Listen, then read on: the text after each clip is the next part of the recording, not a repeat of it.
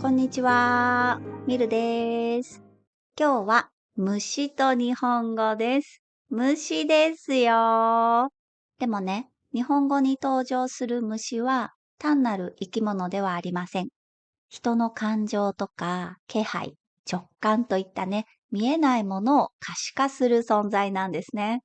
例えば日本では怒っているではっきり言う代わりに腹の虫が収まらないと言います。嫌いっていう代わりに虫が好かないとも言います。嫌な予感がするっていう代わりに虫が知らせるとも表現するんですね。今日は日本語になぜ虫がこんなにも使われてきたのかというお話と、虫を使った表現9個とその使い方を紹介します。まず、虫という存在が日本語によく登場する理由は、今までお話しした水、風と同じく生活に密着だからだと思います。というより、虫がこの世からいなくなったら、1ヶ月で世界が滅ぶとも言われていますよね。それぐらい虫っていうのは生態系において重要な役割を果たしています。で、日本での話をすると農耕文化が長いので、虫との付き合いはやはり切っても切れないんじゃないかなと思います。農作物を食い荒らしてしまう害虫もいれば、そのね、害虫を食べてくれる益虫、人間の生活にとって役立つ虫もたくさんいます。例えば虫が受粉を助けてくれたり、土壌を整えてくれたりもしますよね。はい。それから日本では虫で季節を感じたり遊んでいたりしたんですね。今でも秋の夜に聞こえてくるスズムシとかコオロギの声って本当に美しいですよね。大好きです。江戸時代には虫売りという職業があって、スズムシとかコオロギを売っていたそうですよ。それから虫相撲といって、カブトムシやクワガタを戦わせて遊ぶ文化もあったんですね。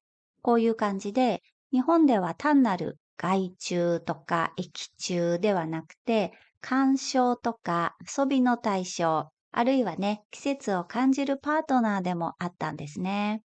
なので、虫の存在っていうのは、生活だけではなくて、感情や関係性の比喩としても自然に使われるようになったんじゃないかなと思います。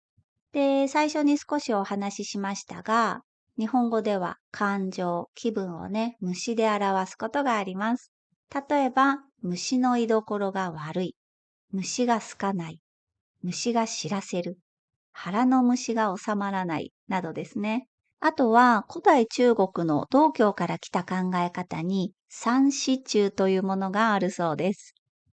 人間の体の中に住む3匹の虫が日々の行いを観察していて、特に悪いことをすると天にそれを報告しに行くという教えだそうです。なので虫を使う表現があるのは宗教的な世界観からも来ていると思います。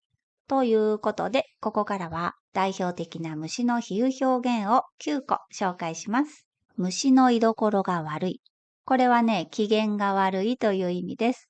虫の居所、つまりね、住んでいる場所が悪い。だから虫が暴れてイライラしてしまう。はい。これは感情を自分自身のせいとするんではなくて、虫、心の中の別の存在のせいにすることでね、はい、怒りを柔らかく表現しているんじゃないかなと思います。例えばね、今ね、上司虫の居所が悪いから気をつけた方がいいよ、なんて使います。次は、虫が知らせる。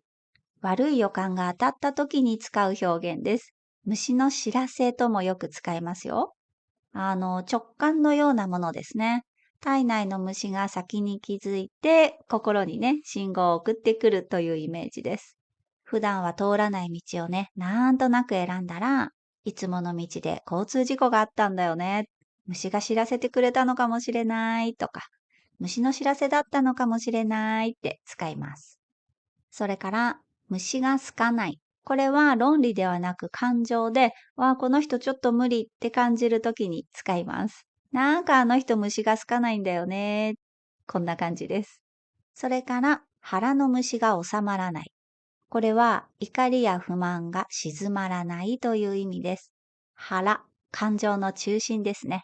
その中にいる虫が怒って暴れている状態です。怒っているっていうんじゃなくてね、虫が収まらないと表現します。次は、勘の虫が怒る。これはね、よく子供に使います。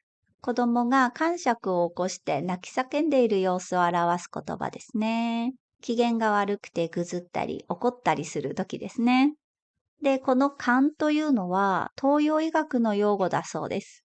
神経過敏とかね、怒りっぽいとか夜泣き、ぐずりなどを指すそうですね。最近子供が夜中泣いてばかりでさ、勘の虫が起きてるのかな、こんな感じで使います。で、さっきも言いましたが、これはね、主に子供に対して使います。はい。大人に対して使うとね、ちょっと失礼かなという感じがあります。次は、飛んで火にいる夏の虫。これはね、自ら危険な場所に飛び込んでいくこと。無謀で愚かな行為です。